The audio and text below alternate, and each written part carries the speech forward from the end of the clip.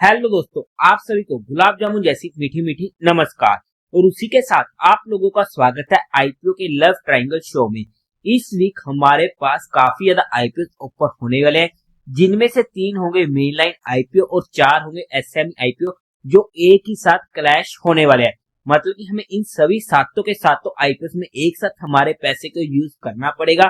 तो वहां पर हमें प्रॉपरली हमारे फंड को मैनेज करते हुए अच्छे आईपीओ में और उसी के साथ साथ कहां पर हमें मिलने की उम्मीद रहेगी, उन सभी पॉइंट्स को ध्यान में रखते हुए जहां पर हमें एक अच्छा लिस्टिंग गेन भी हो सके और मिलने की उम्मीद भी ज्यादा हो, तो वहां पर उस तरीके से हमारे फंड को मैनेज करना पड़ेगा। तो वहां पर हम वन बाय वन सभी आईपीओ की रिव्यू वीडियो आपको मिल जाएगी। बट आज की इस रिव्यू वीडियो में हम जिस कंपनी का कच्चा चिट्टा खोलने वाले हैं वो होने वाली इंडोवेल इंसुलेशन कंपनी। जहां पर अगर मैं सभी आईपीओ को ध्यान में रखते हुए बात करूं इस आईपीओ की, तो मैं ज्यादा इंटरेस्टेड नहीं हूं, बट फिर भी कुछ इफर्ट्स वाले फैक्टर थे जिसे हम स्टडी करने की कोशिश करेंगे। बट अगर मैं स्टार्टिंग में अपने पर्सनल डिसीजन की बात करूं तो आज के दिन इसमें मेरा कोई भी फाइनल डिसीजन नहीं है। किस तरीके से रहेंगे एक्सटर्नल फैक्टर प्लस किस तरीके से बनेगी रैंकिंग सभी आईपीओ की based on everything not only GMP. तो वहां पर जो भी मेरा फाइनल डिसीजन होगा वो मैं आप लोगों को टेलीग्राम चैनल पर अपडेट कर दूंगा, लिंक आपको डिस्क्रिप्शन में मिल जाएगा। बट आप लोग एक बार इस वीडियो को देख लीजिएगा, समझ लीजिएगा, फिर अपने रिस्क रिवॉर्ड रेशियो और माइंडसेट के अकॉर्डिंग अपने फाइनेंशियल एडवाइजर से कंसल्ट करके कोई फाइनल एक्शन बनाइएगा। और उसी के साथ साथ आप लोगों को म्यूचुअल फंड में या इंश्योरेंस सेगमेंट में किसी भी तरीके की कोई भी हेल्पलाइन की जरूरत है, या आप लोग चाहते हो कि being a mutual fund distributor हम आपका पैसा मैनेज करने में आपकी हेल्प करें, चाहे वो SIP हो, STP हो, SWP हो, बूस्टर STP हो, या लमसम अमाउंट हो, तो आपको डिस्क्रिप्शन में मेरा फोन नंबर मिल जाएगा, आप मुझसे कांटेक्ट कर सकते हैं। अगर आप हमारे साथ अपनी SIP खुलवाते हैं तो वहां पर आपको एक प्राइवेट व्हाट्सएप ग्रुप पे ऐड किया जाएगा, जहां पर हम आईपीओ के रिलेटेड कुछ एक्स्ट्रा इन्फॉर्मेशन शेयर करते रहते हैं। अब अगर हम कंपनी की बेसिक डिटेल की बात करते हैं तो वहां पर ये कंपनी 1972 में इनकॉर्पोरेट हुई थी। मतलब कि अगर हम एक्सपीरियंस की बात करते हैं तो काफी अच्छा हमें जहां पर एक्सपीरियंस देखने को मिलने वाला है। अगर हम काम वाइज बात करते हैं तो ये कंपनी मैन्युफैक्चरिंग करती है इंसुलेशन प्रोडक्ट्स की, जिनमें आ जाते हैं nodulated and granulated wool and prefabricated thermal insulation jacket. और कंपनी के प्रोडक्ट्स यूज किए जाते हैं रेजिडेंशियल, कमर्शियल, इंडस्ट्रियल एप्लीकेशंस में alongside various related insulation material. Company के प्रोडक्ट रेंज की बात करते हैं तो वहां पर नोडुलेटेड ग्रेनुलेटेड वुल्स में इंक्लूड होता है ceramic fibre nodules, mineral fibre nodules. Secondly अगर हम बात करते हैं prefabricated thermal insulation jackets की, कंपनी की 2 मैन्युफैक्चरिंग फैसिलिटीज होने वाली है। एक होने वाली है वेस्ट बंगाल में एंड सेकंड होने वाली है महाराष्ट्र में। एज ऑफ दिसंबर 30, 2024 कंपनी के पास 31 पीपल होने वाले हैं एम्प्लॉयमेंट में। काम वाइज बात करते हैं, सेगमेंट वाइज बात करते हैं, एक अच्छा काम, एक अच्छा सेगमेंट हमें ये देखने को मिलने वाला है। बट आप लोग एक बार कंपनी के DRHP में इनके इंटरनल रिस्क फैक्टर को स्टडी आउट कर लीजिएगा। अब अगर हम कंपनी के टेंटेटिव टाइम टेबल की बात करते हैं तो ये आईपीओ ओपन होगा 6 जनवरी को, क्लोज होगा 8 जनवरी को, अलॉटमेंट 9 जनवरी की, रिफंड मिलने शुरू हो जाएंगे, जो आपके अकाउंट में क्रेडिट हो जाएंगे शेयर फ्लोटेड 10 जनवरी को, टेंटेटिव लिस्टिंग डेट 13 जनवरी की, face value 10 rupees per share की, प्राइस होने वाला है 46 रुपीज पर शेयर का, यानी कि फिक्स्ड प्राइस इशू होने वाला है, जहां पर हमारे पास प्राइस बैंड नहीं होता। और जब भी फिक्स्ड प्राइस इशू होता है तो वहां पर क्वालिफाइड का हिस्सा नहीं होता है, सिर्फ और सिर्फ रिटेल और HNI कैटेगरी ही होती है। लॉट साइज 3000 शेयर्स का होने वाला है। टोटल इशू साइज है 10.14 करोड़ का, जो पूरा का पूरा होने वाला है फ्रेश इशू BSE के SME पोर्टल पर ये आईपीओ लिस्ट होने वाला है। कोटा की बात करते हैं तो रिटेल में 50% का और HNI में भी 50% का होने वाला है।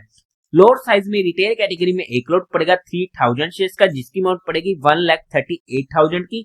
HNI कैटेगरी में मिनिमम 2 लॉट्स के लिए अप्लाई करना पड़ेगा, जिसकी अमाउंट पड़ेगी 2,76,000 रुपीज की। कंपनी के प्रमोटर्स की बात करते हैं तो वहां पर विजय बुर्मन, मान मोहन बुर्मन, मेगा बुर्मन, रक्षा बुर्मन कंपनी के प्रमोटर होने वाले हैं। प्री इशू होल्डिंग थी ऑलमोस्ट 100% की, जो पोस्ट इशू रह जाएगी 65% की। अब अगर हम कंपनी के मेन मुद्दे की बात करते हैं, यानी कि कंपनी के फाइनेंशियल्स की, तो वहां पर सबसे पहले टोटल असेट 2022 में थे 14.88 करोड़ के, जो हल्के से डिक्रीज होते हुए देखने को मिले हैं फर्स्ट 2 क्वार्टर ऑफ 2025 में, जो रह चुके थे 13.2 करोड़ के। हाउ एवर ग्रोथ देखने को नहीं मिली है, उल्टा डी ग्रोथ देखने को मिली है, चाहे मामूली सी हो, बट हमारे लिए नेगेटिव पॉइंट होने वाला है। रेवेन्यू 2022 में था 9.77 करोड़ का। 2023 में अच्छी ग्रोथ देखने को मिली और 21 करोड़ तक पहुंच चुके थे, बट 2024 में फिर से डिप देखने को मिला और 18 करोड़ के रह चुके थे। फर्स्ट 2 क्वार्टर में 5.56 करोड़ के, जहां पर भी हमें इनकंसिस्टेंसी देखने को मिल रही है, जो हमारे पास अनदर नेगेटिव पॉइंट हो जाता है। प्रॉफिट आफ्टर टैक्स 2022 में था 15 लाख का, 2023 में 90 लाख का, 2024 में 1 करोड़ का एंड फर्स्ट 2 क्वार्टर में 42 लाख का, जहां पर हमें डीग्रोथ देखने को नहीं मिली है और ग्रोइंग देखने को मिल रही है, जो हमारे लिए पॉजिटिव पॉइंट हो जाता है। नेटवर्थ 6 करोड़ की, रिजर्व एंड सरप्लस में 2 करोड़ का कैश अवेलेबल है एंड टोटल बोरिंग कंपनी के ऊपर 3.4 करोड़ की होने वाली है। ओवरऑल में अगर हम फाइनेंशियल्स की बात करते हैं तो ओके ओके से ही फाइनेंशियल में जहां पर बोलूंगा, क्योंकि जहां पर हमें ना तो असेट में ग्रोथ देखने को मिली है, जहां पर हमें इनकंसिस्टेंसी देखने को मिली है, बट हमारे मन में शंकाएं आ जाती है कि कंपनी का रेवेन्यू कम होता है बट कंपनी के प्रॉफिट में हमें इंक्रीज देखने को मिलता है। तो उन सभी फैक्टर्स को ध्यान में रखते हुए ओके ओके से फाइनेंशियल हम यहाँ पर कंपनी के बोल सकते हैं, बट कंपनी का साइज काफी ज्यादा छोटा होने वाला है और छोटे आईपीओ में बड़े पटाखे हमें किसी भी साइड के देखने को मिल जाते हैं। मैं लॉन्ग टर्म की बात कर रहा हूँ, मतलब कि या तो हमारा पैसा ही जीरो हो जाता है या फिर हमारा पैसा ही कई गुना हो जाता है। तो उन पॉइंट्स को हमें ध्यान में रखते हुए किसी भी एसएमई आईपीओ में specially long term perspective decision बनाना चाहिए। इसलिए एसएमई आईपीओ हमेशा काफी ज्यादा रिस्की होते हैं।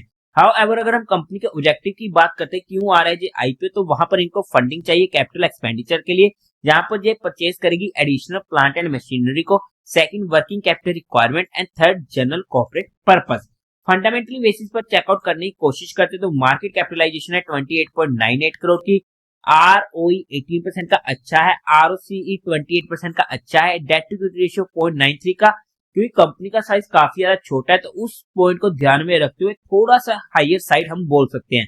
हाउएवर जब तक 1 से ज्यादा नहीं होता है तब तक हमें दिक्कत नहीं होती है, बट एसएमई आईपीओ में थोड़ा सा हमें डेट टू इक्विटी रेशियो कम ही रहना चाहिए, वो ज्यादा बेटर होता है। रिटर्न ऑन नेटवर्थ 18% का अच्छा है, प्रॉफिट आफ्टर टैक्स मार्जिन 5.7% का ओके ओके सा बोल सकते हैं। प्राइस टू बुक वैल्यू 3.32 की, प्री आईपीओ ईपीएस 2.5 की, पोस्ट आईपीओ 1.35 की, काफी ज्यादा कम है। पीई प्री आईपीओ 18.24 की, पोस्ट आईपीओ 34 की। अगर हम फंडामेंटल्स की बात करते हैं तो फंडामेंटल्स हमें यहाँ पर अच्छे देखने को मिलने वाले हैं। अब अगर हम पीयर टू पीयर कंपटीटर्स की बात करते हैं तो वहां पर आ जाता है बियर्ड सेल लिमिटेड, जिसका पीए 20.87 का। अगर हम इसके जीएमपी की बात करते हैं तो आज के टाइम पर कोई भी ग्रे मार्केट में हमें एक्शन होते हुए देखने को नहीं मिल रहा है, बट अगर हम बात करते हैं valuation wise based on it's 2025 financial year data, तो उसके बेस पर कंपनी जिस वैल्यूएशन पर जो आईपीओ ला रही है काफी महंगा हमें ये देखने को मिलने वाला है। बट हमने यहाँ पर कंपनी को सिर्फ education and learning perspective study किया है, किसी भी तरीके कोई भी इन्वेस्टमेंट टिप या एडवाइस नहीं है। फिर भी आप लोगों को कोई भी काम करना हो, कोई भी एक्शन लेना हो, तो एक बार अपने फाइनेंशियल एडवाइजर से कंसल्ट करके कीजिएगा। तो देवियों और सज्जनों, उम्मीद है आप लोगों को ये वीडियो अच्छी लगी होगी, तो इस वीडियो को लाइक कीजिएगा, शेयर कीजिएगा और साथ ही साथ चैनल को सब्सक्राइब करें। हर हर महादेव।